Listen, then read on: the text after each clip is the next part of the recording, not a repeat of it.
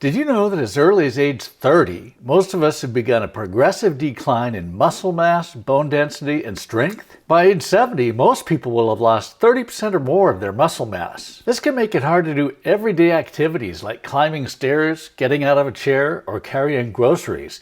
It can also increase your risk of falls and fractures. In this interview, I speak with Dr. Jonathan Sullivan, a leading expert in strength training and fitness for those of us over 40, about how to keep getting stronger and healthier even as we age. Hi, I'm Clark Atterbury, President and Financial Advisor with Atterbury Investment Management. Usually our videos focus on retirement planning and investment management in your IRAs, Roth IRAs, and 401ks to build up a reserve of wealth that you can draw upon in your later years. But you know what? Having a secure financial future is only half the battle. Today I want to talk about something equally, if not more important: building up your reserve of health so you can draw upon it too in your later years. Because let's face it, you won't enjoy all that money as much if you don't have your health. Our guest today is Jonathan Sullivan, MD. Dr. Sullivan is the owner of Gray Steel Strength and Conditioning, a coaching practice dedicated to improving the strength and fitness of adults from their 40s to their 90s. He's an emergency physician, a physiologist, and a starting strength coach. Dr. Sullivan is an associate professor of emergency medicine at Wayne State University and an attending physician at Detroit Receiving Hospital, a level 1 trauma center in Southeast Michigan. He served as associate director at the Wayne State University Emergency Medicine Cerebral Resuscitation Laboratory. Try saying that 10 times fast. Where his research focused on brain injury and repair after stroke, trauma, and cardiac arrest. He's the author of the book, The Barbell Prescription, Strength Training for Life After 40. It's my pleasure and privilege to introduce you to Dr. Jonathan Sullivan, known to his clients and friends as Sully. Hi, Dr. Sullivan, and welcome. Hi, Clark. Thank you for that great introduction. Good to see you. Oh, you're welcome. Well, you know, the information that you have to share is so important. Like I said in the intro, it's equally, if not more important than having money. I think if we asked anybody if they had a choice between being healthy or being rich, that they'd pick the health. Ideally, we want them to have money and health. So I'll do the part about the money, and we appreciate you taking the time out of your busy schedule to share information about your expertise and knowledge that'll benefit all of our audience.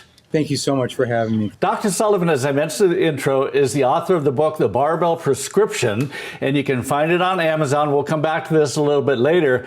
Dr. Sully, in the book, you talk about the sick aging phenotype.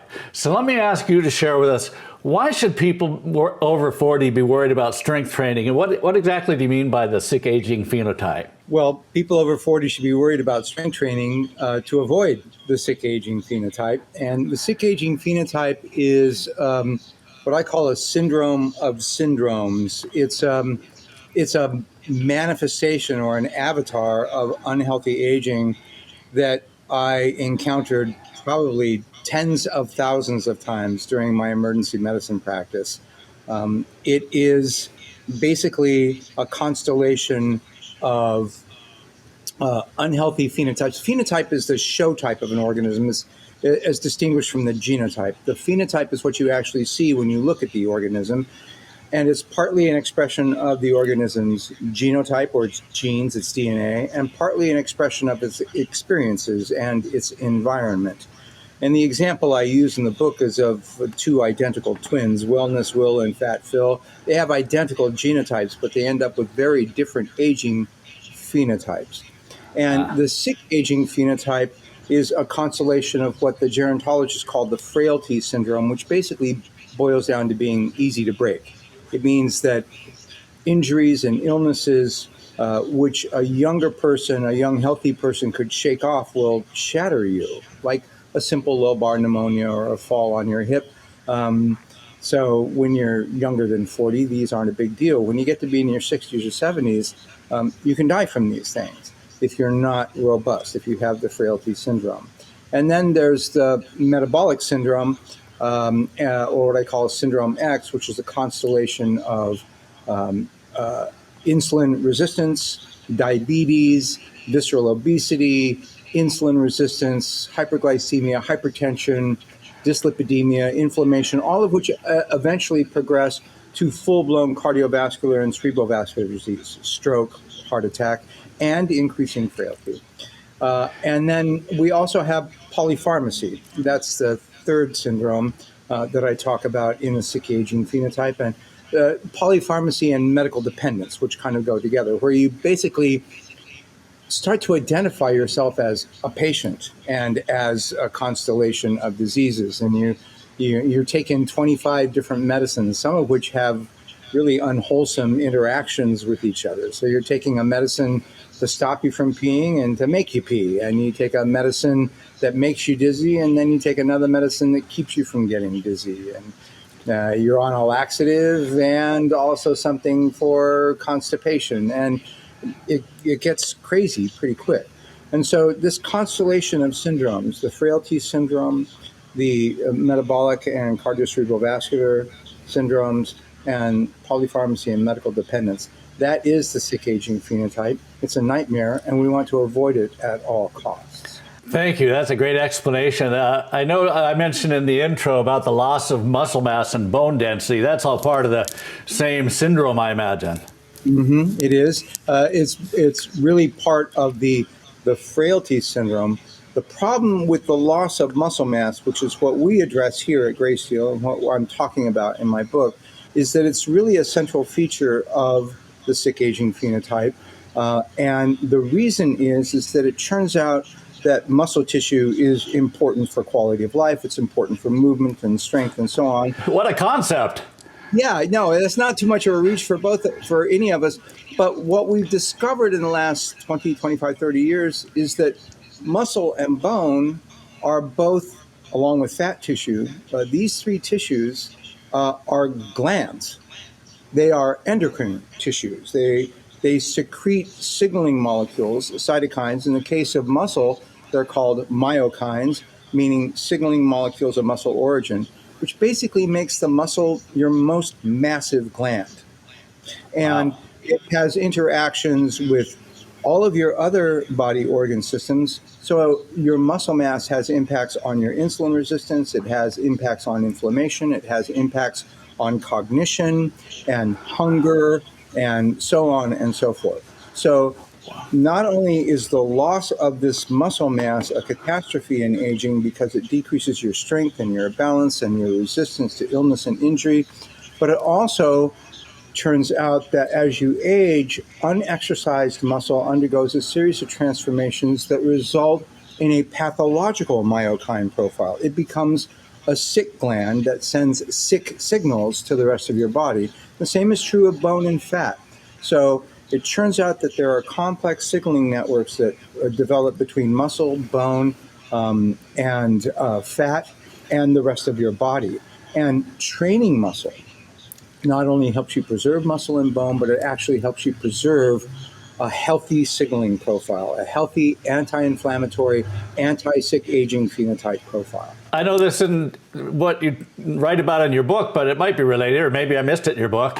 I have your book right here, by the way. I've been referring to it for years. I started working out in my mid-50s. My son introduced me to your information, and those of you watching, we're going to come back and show you where to get that book and also where to watch Dr. Sullivan's information on YouTube and on his website. But what I was going to say is, as you were talking about the interrelation between the muscles and the fat and everything else, it made me think about what I've been hearing lately about the importance of gut health and how the gut affects everything else in your body. It sounds like from what you were just saying, it wouldn't be too far a reach to say that these things are all interrelated. That's exactly right. So the human organism, like any other living system, is basically a complex network of relationships. And it's a mistake to think that any particular system is isolated from any other. Your book is titled The Barbell Prescription. In light of all the maladies we've been talking about, how is strength training the prescription? How does it work? Why should people be lifting? So the reason is because the sick aging phenotype is dominated by a loss of muscle mass. And it turns out that when we lose muscle mass, we preferentially lose the muscle fibers that are the strongest and the most powerful. We tend to hang on more to aerobic fibers, the endurance fibers as we age, but we lose the strength and power fibers.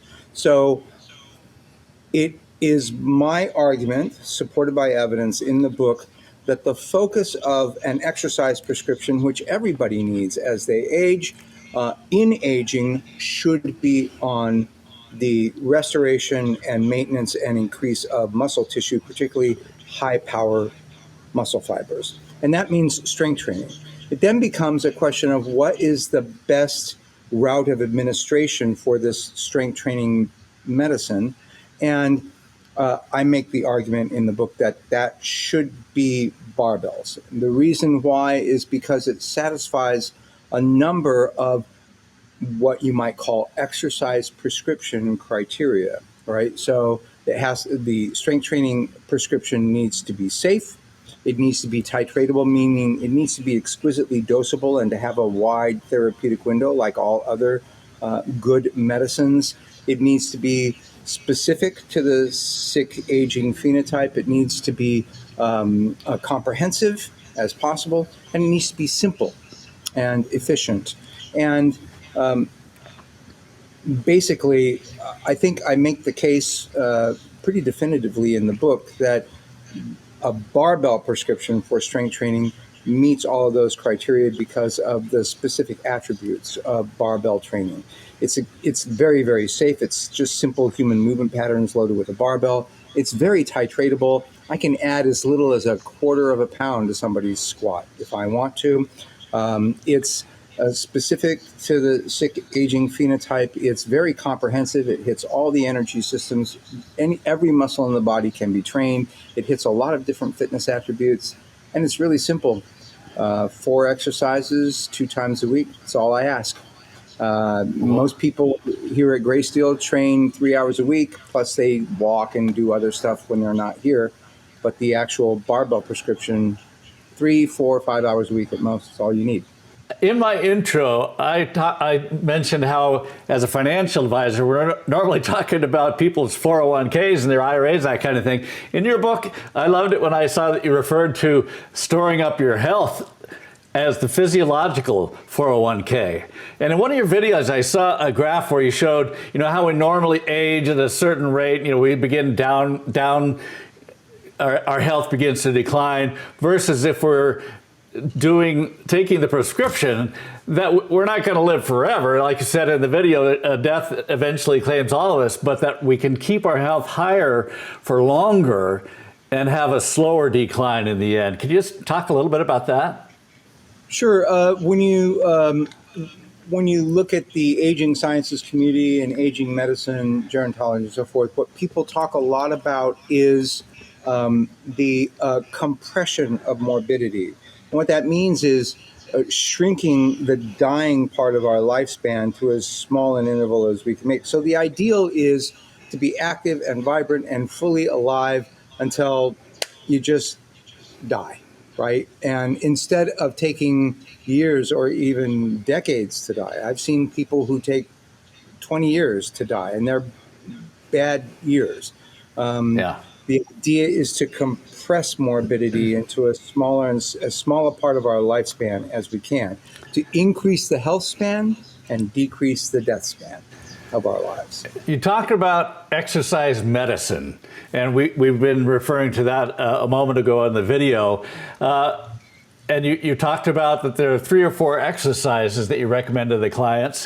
What exactly, I know this, but I want you to tell our clients, what are the exercises that you recommend? I believe we'll start with the squat, right? Yes, at Graysteel, we teach 4 very standard, widely used barbell exercises. They're often identified with powerlifting, but they're used by athletes in all kinds of sports all over the world because they are powerful promoters of strength and mobility and muscle mass and bone density and so on. And the squat is really sort of the cornerstone of our program. It captures a very large range of motion. It captures a huge amount of muscle mass and allows a large amount of weight to be lifted. This is Anne. She's a retired nurse in her 80s. This is actually warm-up weight for her. She squats Yeah. squats upwards of over 100 pounds, even now a couple of years after her first hip replacement. Wow, I And love to hear that. it's simply a beautiful power exercise, a powerful exercise that we can get almost anybody to do. This is the bench press. Everybody's familiar with this exercise. It's a great movement for training upper body strength. It's sort of the red-headed stepchild of training because it's not a standing exercise, and we like standing exercises. I view it almost as an assistance exercise for the overhead press, which is a more powerful exercise. But it's an exercise that virtually anybody can do, and it builds a lot of confidence. And the amount of muscle mass that it's able to build is not insubstantial at all. And it's very deceptive. It actually trains more of the body than you might think. For example, it's actually great training for the legs because of what we call leg drive in the bench press. So it's a great exercise. We also train people in the deadlift. This is Janet here in her 70s. Again, this is warm-up weight for her. Janet has deadlifted. Janet weighs about 100 pounds soaking wet. She's in her mid-70s, and she's lifted 215 pounds in the deadlift here. So Fantastic. Strong lady, very dedicated training. So this is a great exercise for training the back. People find that they improve their back pain immensely with this exercise. It's a great exercise for learning to transform the spine from a force absorber to a force transmitter. And it just turns out that strong backs don't hurt as much as weak backs. So I've got to tell you, I'll give a testimonial.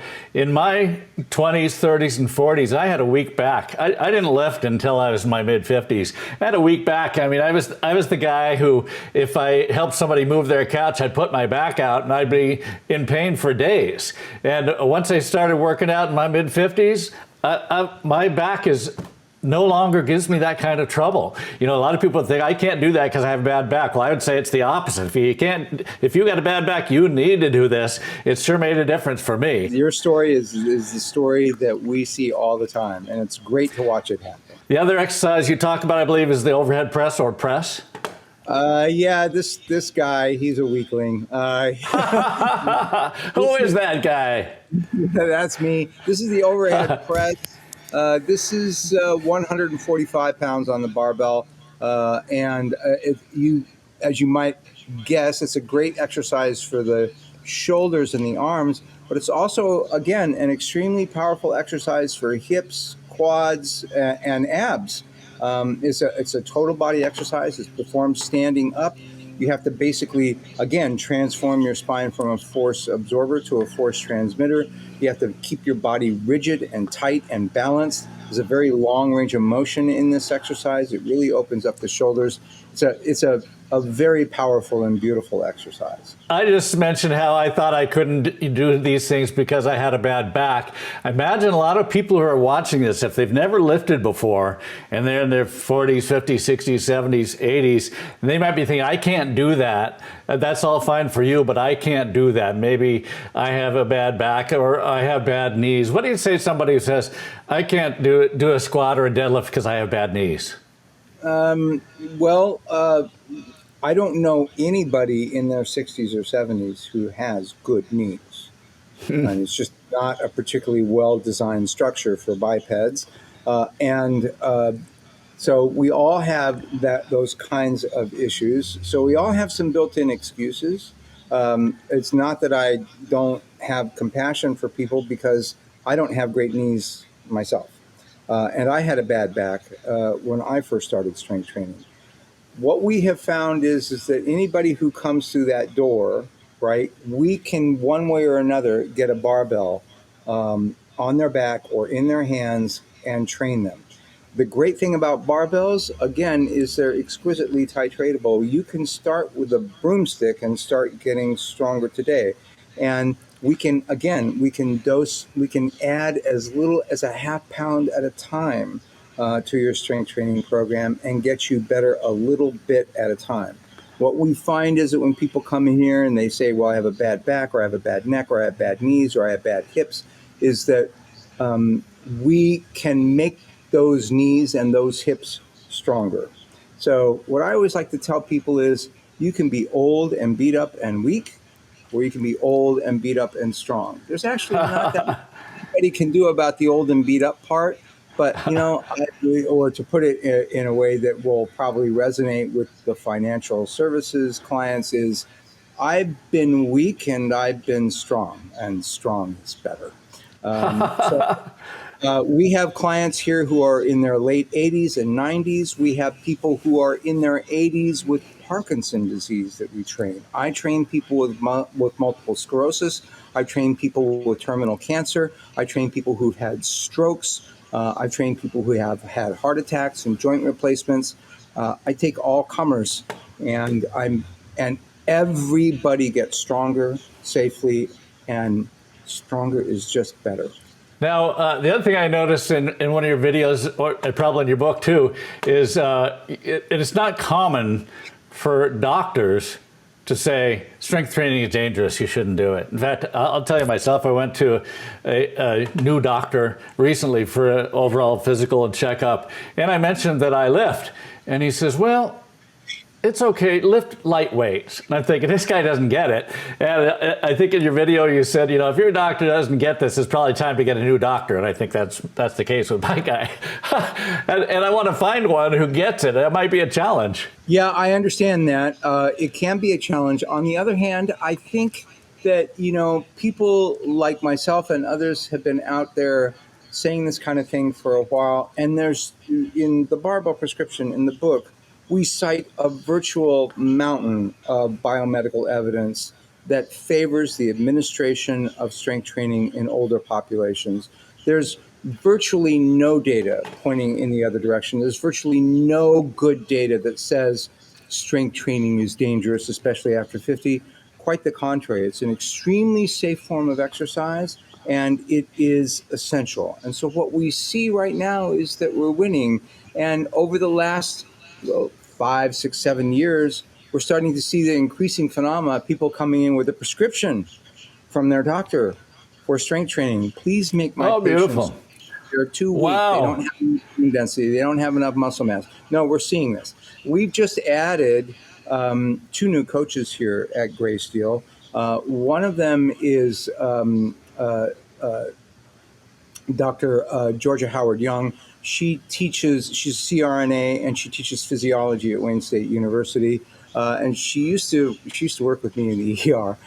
And so it's been a long road back towards me for her. But our other new coach that we've just added is Dr. Malwinder Mutani. She's recently finished her coaching residency with us, about a year here. And she is a retired professor of geriatrics at UCLA. And she just fell in love with this whole model of medicine for older adults the moment she encountered it. She's an accomplished lifter herself, and she is part of this evolution towards the use of strength training in older populations as a preventative and as a therapy for the sick aging phenotype. Have you experienced with anybody that you served? I know I have personally. Unfortunately, most of my peers aren't aware of this yet or aren't doing it. And when I mention that I'm lifting, I get the, oh yeah, you look like Arnold, or you're trying to look like Arnold. Was this a midlife crisis kind of thing? It's an interesting, almost stigma with peers, people our age, when you talk about lifting. What do you make of that? I think it's really unfortunate, and it points to a really untoward and fortunately a stereotype that's going away, which is a conflation of strength training with bodybuilding. We aren't interested in cosmetic results here in terms of like looking like a magazine cover or something else. But I did a video not too long ago talking about strength and beauty and standards of beauty. One of the things I talk about is when you're a physician, your standard of beauty is a little bit different from the popular standard of beauty of somebody who's got washboard abs and 0% body fat and they've got big muscles and they're all lean and everything like that. Now, to me, what's beautiful is healthy. Like, I can look at somebody from across the room because I have the eye for it, and I know whether or not they're healthy. And healthy is beautiful. if you're carrying around a little extra fat, or maybe your muscles aren't that big, right? Or you're older, right? And you've got a little flab under your arms. Like I notice, I'm starting to get a little flab under my arms. I don't care, right? That's not what I'm worried about. What I'm worried about, healthy. And so I have clients who, they're a little bit chubby, right? Or they're older and they're white haired like me, and maybe they have a little flab under their arms or whatever. It's like, that's not what we care about. What we care about is health, and health is beautiful. So, when people come at me with stuff like this, I just tell them to go away. We aren't interested in cosmetic results here. We're not trying to make people look good naked or anything like that. We're helping them save muscle and bone and strength and function for retirement, so they can really enjoy this wonderful part of their lives. Let's talk for a minute about, we've been talking about lifting, and a lot of people who are watching this won't have the experience or the background.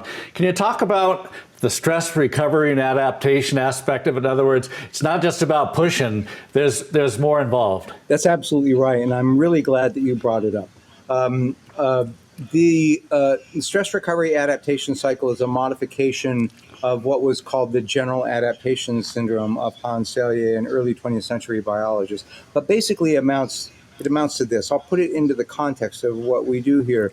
You come in and you're going to train with me for the first time. You're going to get a workout, a squat, press, deadlift. And let's say that we get your first time you work out, we get your squat up to 25 pounds. Doesn't sound like much, but it might be for you. And when you leave the gym after your first workout, you're going to be weaker than when you got here. Why? Because we've delivered a training stress that disrupts your biological balance. We've disrupted your physiology. We've caused micro tears in your muscle. We've depleted your muscle glycogen. We've done all this stuff to you that basically fatigues you and means you're a little bit weaker when you leave than when you got here. So your baseline drops and then recovers. And when you recover, you're going to overshoot your old baseline. And now that'll be about the time that you come back to the gym and we didn't deliver another bigger training stress, say 30 pounds this time on the squat for the same 3 sets of 5. And then you're going to re-enter that cycle and you're going to recover and you're going to adapt just in time for us to deliver a new, slightly larger training stress. This is called the linear progression, but it's the model of all training, no matter how advanced. And what I really want your viewers to take away from this is that the linchpin of this entire process is recovery, not the stress, right? The stress is the workout, but you don't get stronger by lifting weights. You get stronger by recovering from lifting weights. That's a great quote by Mark Ripito, and it's been a guiding principle in my head ever since the first time I heard it.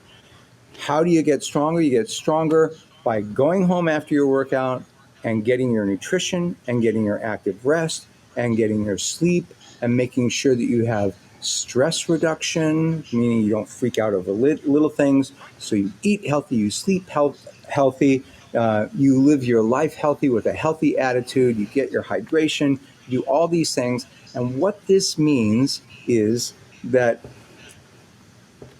first of all, you're not just exercising anymore, you're training.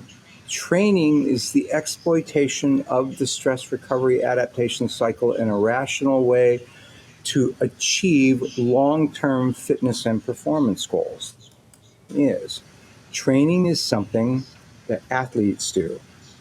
So that's what we call our trainees. We call them athletes of aging or masters athletes because they're engaged in the activity that athletes do.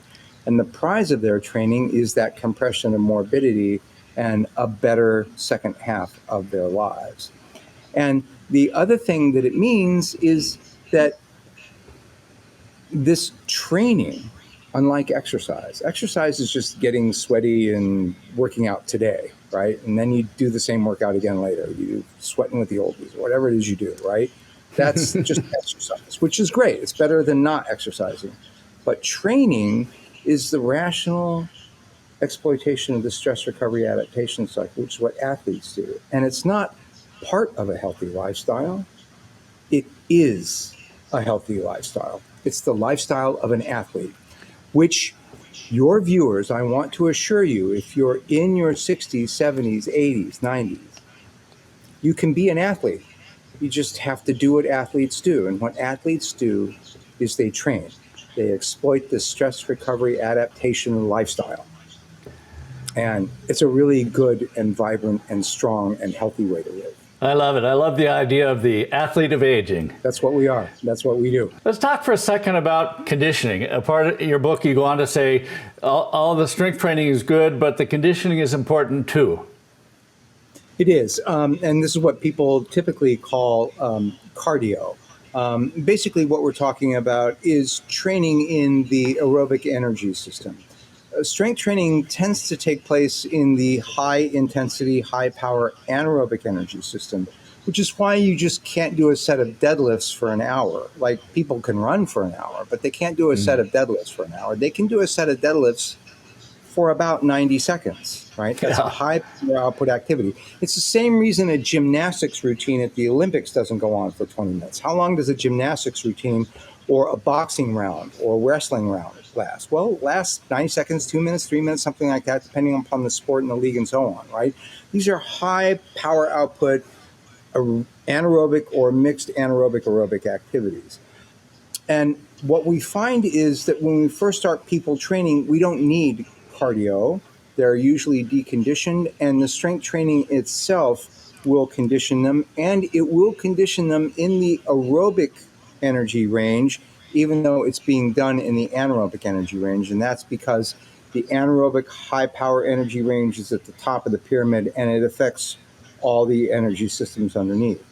That said, we still want to really maximize the aerobic energy system, but we find that we can do that in a fraction of the time that most people think it takes. And we do that by simply keeping them in an anaerobic or mixed anaerobic energy system for very short, brief, very intense intervals. This is called high intensity interval training, among other things. And it's well documented to improve fitness, not only in the anaerobic energy system, but also in the aerobic energy system, and to confer many, if not most, of the same benefits as traditional cardio. So here at Gracio, we use the sled. It's a heavy sled that people push, just like football players push. It can be titrated just like barbells. Very, very effective. We have some clients now who are doing karate kata, which I teach people how to use for fitness here.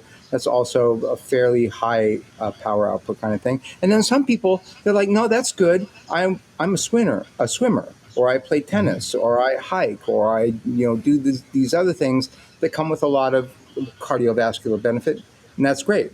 By training here and getting stronger, they get better at those things. So we always encourage people to pursue a conditioning component. There's an old saying: lift weights and play your sport. Yeah. Right. And that is the complete prescription, provided that your sport isn't like chess. Your sport has to be something vigorous, right? So lift weights and play your sport. And so for a lot of people, for the athlete of aging, what is your sport? Your sport is life.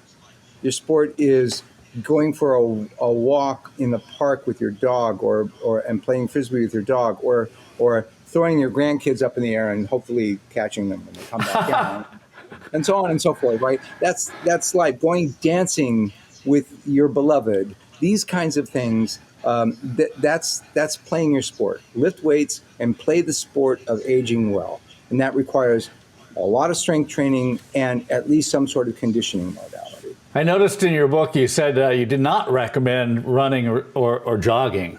No, I was a committed jogger for many years. I was a United States Marine, and before I went to college and medical school. And when I was in the Marine Corps, I was taught that exercise equals running or hiking, and that stayed with me for a long time. And obviously, running is an excellent cardiovascular exercise, except that for aging knees, spines, hips, feet, it just gets to be too difficult. You know, if you are in your 60s or 70s and you are a committed distance runner, you know what? I love you. Make sure you lift weights too, and continue running. If you can still tolerate it, I love it. But that's not something I'm going to prescribe for people de novo, right? If you come in here and you're deconditioned and untrained, I'm generally going to find some other mode of conditioning for you. I haven't run, I occasionally go out and do sprints just to know that I can still, you know, there's an old Richard Pryor quote, you never know when you might have to run. I occasionally go out and run sprints, but as a primary conditioning modality, I don't recommend it for people in the second half. Gotcha. And if we're going to use walking as our cardio conditioning, how much do we need? We actually have a walking program in the book. I think that walking is great cardio for people who are severely deconditioned. For people in their 40s, 50s, 60s, I think you can do a little better than that. I think you can use HIIT, pushing the sled, those kinds of things, or playing your sport. But what I like walking for in everybody is active rest. So in the book, we talk about active rest. So in between workouts, we don't want people just like descending into torpor, right? And just like, well, I worked out on Monday, so between now and Friday, I'm just going to basically become one with my lazy boy. And no, we don't like that, right? People should get up and walk around no matter what else they're doing, right? So if you lift weights and then you're a tennis player, or you lift weights and you do Tai Chi or yoga or rock climbing or whatever, you should still go for a walk a couple of days a week. It's just good for you, and it maintains mobility and activity, and it actually helps you recover from your more formal exercise program and your practice and play of your sport. Everybody should go for a walk 2 or 3 times a week. I don't care what else they're doing to train. I make it a point to do that myself. What would you say to somebody who says cardio is more important than strength? I would say that you're just plain wrong. You need both, but as we get old, our cardiovascular capacity is not what we lose preferentially. As we age, we lose all muscle fibers, but we lose disproportionately more type 2 muscle fibers, which are the high-powered, big, fat, juicy, strong, fast twitch fibers. The anaerobic or mixed aerobic anaerobic fibers. Those are the fibers that we lose preferentially. We lose strength faster than we lose cardiovascular capacity.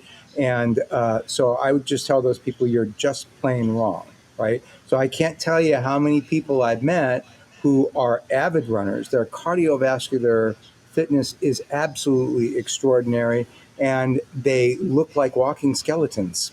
Right. And so what that means is that they're incredibly frail.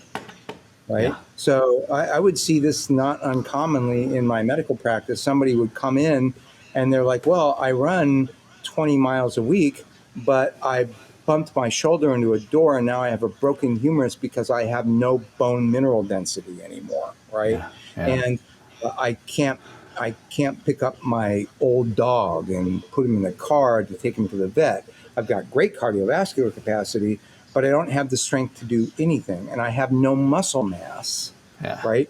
And muscle mass, to take this back to the beginning, muscle mass is a vast landscape of insulin receptors and a major player in insulin sensitivity. And so it's a major player in the metabolic syndrome and the development of cardiovascular disease. You got to have both. So again, they're just wrong when they say that. What do you say to somebody who says, it's too late for me? Yeah, John Clausen walked in here when he was 89 years old. 5, 6 years later, he pulled 230 pounds at a competition in Illinois. Your clients can do your viewers can do a search for uplifting on our YouTube channel. It's a little documentary that we made about his participation in that. He's 97 years old. He's had some close calls over the last COVID, developed a gallstone pancreatitis. You talk to anybody, he had gallstone pancreatitis with the sepsis syndrome a little over a year ago, I had to go down to the emergency room and tell people, this is not your average 97-year-old. Yeah, I know the book says he's got a 95% mortality, but this guy's salvageable. He's stronger than you are. You need to go in and take care of this instead of tucking him in a corner. So that was another bullet that he dodged. 97 years old, Wow. still deadlifting over 150 pounds, still squatting, still doing curls, still pushing the prowler. So no, it's not too late for you. I can feel your passion, and I love your mission, what you're doing, sharing all this information with people. I want to thank you on behalf of everybody. I want to show people your website. You can find out a lot more about all this at graysteel.org. And I wanted to show you where you can get his book. Again, it's called The Barbell Prescription, Strength Training for Life After 40. You can find it on Amazon.com, amongst other booksellers. Sully also has a YouTube page, Graysteel Fitness After 50. So many good videos on there. I would encourage you to go there and check out his videos. And if you're interested in talking about planning for accumulating your money for your old age, my website's clarkatterbury.com. We have a YouTube channel also. You'll find it as Atterbury Investment Management. So I want to come back to you, Sully, and just say thank you so much. It was very gracious of you to take time out of your busy schedule to share this information with our viewers. Any parting thoughts, last words? It was very gracious and kind of you to invite me, Clark. I had a very enjoyable discussion with you. I would encourage your viewers to check out the resources you mentioned. And I'm easy to contact through the website and the YouTube channel. So if anybody has any questions, just let me know. And stay strong and stay healthy. To learn more about retirement planning and investment management, watch these videos next.